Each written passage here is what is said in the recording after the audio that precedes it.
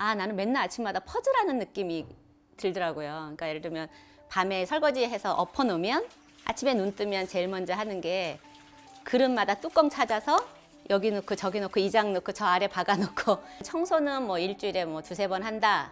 그러면 어느 요일 월요일은 화분물.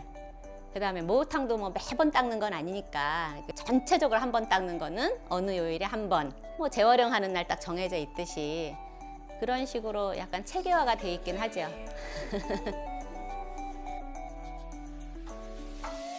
자기소개 해주시듯이.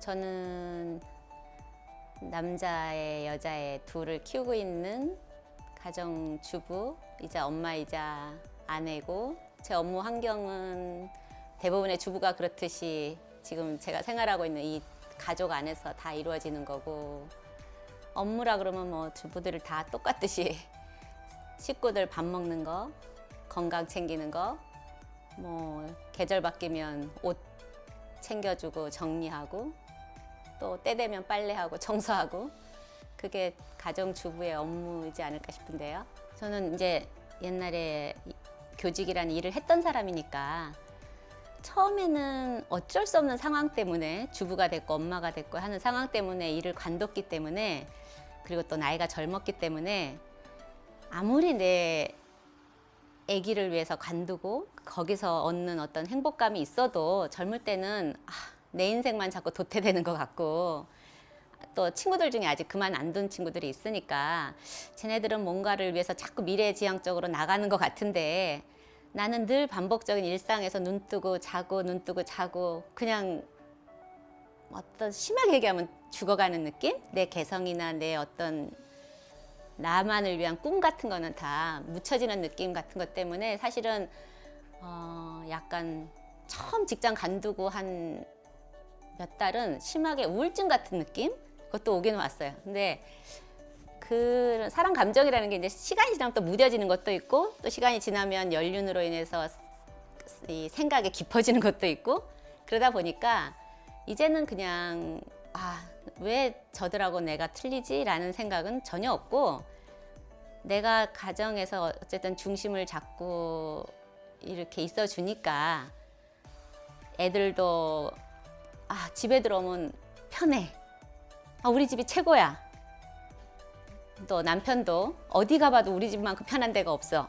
여행을 가서 막 즐기고 와놓고도 신발 벗고 딱 들어오면 집이 역시 최고야 라고 하는 그 가장 중요한 역할을 내가 하고 있는 거라고 생각이 되고, 그래서 또 우리 가족이 행복한 거라고 생각이 되니까 그냥 그렇게 비교의 대상으로 이제는 안 봐지는 것 같아요. 내가 여행을 뭐 열흘을 간다 그러면 열흘 동안 먹을 음식을 이제 하는데, 음식 같은 것도 뚜껑 같은 걸 자꾸 열고 닫고 하면 또 금방 더 상할 수도 있고 맛도 변하는 수가 있으니까 이제 알아보기 쉽게 뭐 육개장을 끓이고 뭐 고추장찌개를 끓이고 뭐 카레를 해놓는다 그러면 애가 한 번에 딱 꺼내서 조그만 냄비에 오늘 한 번 먹고 싹 치울 수 있는 양만큼 소분해서 다 이렇게 타파통에 담아놓고, 근데 이제 그거를 또 내가 넣어놓으면 못 알아볼 수 있으니까 열흘이다 그러면 3번씩 먹는다 그러면 뭐 김치찌개 1, 김치찌개 2, 고추장 1, 카레 1 뭐 이런 식으로 해서 견출지를 위에다 다 붙여놔요. 그냥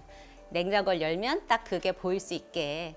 그러면 귀찮아서 안 먹는 일이 없게, 그리고 내가 없기 때문에 밥 먹는 일을 좀 소홀하지 않게, 뭐 이런 게 글쎄 뭐 요즘 사람들이 보면 그게 체계화됐다고 얘기할 수는 있는지 모르겠는데, 근데 그거는 대부분의 엄마들이 그렇듯이 반복되는 일상이기 때문에 막 성취감이 매일매일 뭐 느껴지는 건 아닌데, 뭐 가족들이 나한테 어떤 해주는 한마디?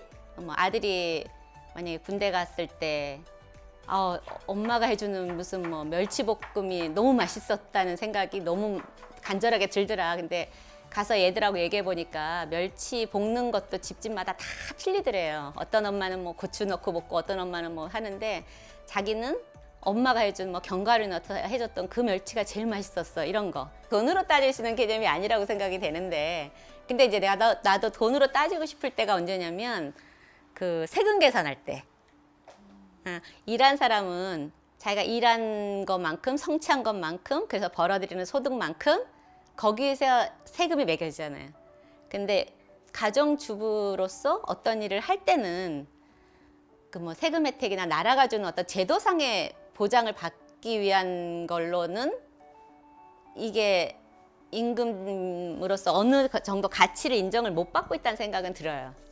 그래서 어느 정도까지는 좀 해주면 좋을까라는 생각을 뭐 해서 뭐 그 시급 요새 얼마 뭐 얼마 이런 거 하는 것처럼